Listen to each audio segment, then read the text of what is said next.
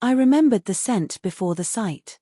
Cinnamon, pine, and something rotten beneath, betrayal dressed in warmth.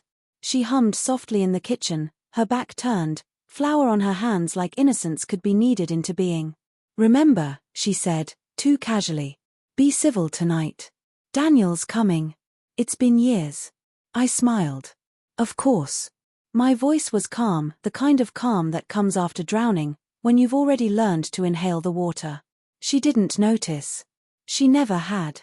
8 years married. 10 together. The kind of love people envy online, matching mugs, shared playlists, weekend smiles. She used to trace small circles on my wrist when nerves took her, whispering that I made her feel safe. I believed it. I built my home around that illusion. Daniel, her ex from college. The one she called a youthful mistake. The one who meant nothing. But people who mean nothing don't text at midnight. They don't call when you're showering.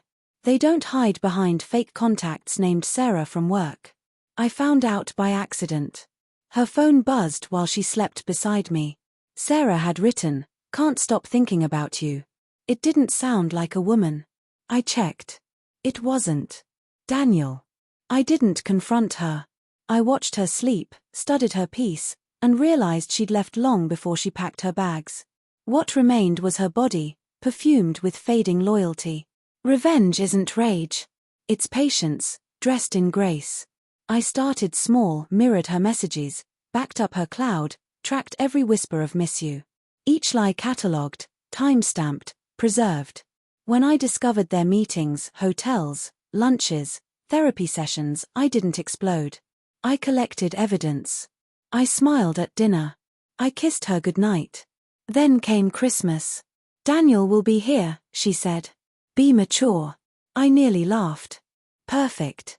2 weeks before the holidays, I messaged someone else, Clara, Daniel's fiancée. Found her through an Instagram tag. Sweet smile, bright ring. I sent everything, screenshots, recordings, receipts. She didn't cry. Just replied, "When?" We planned quietly. Christmas arrived wrapped in fairy lights and false peace. Our living room glowed. She looked flawless, red dress, soft curls, a smile rehearsed to fool even God. She kept checking her phone. The doorbell rang. Daniel.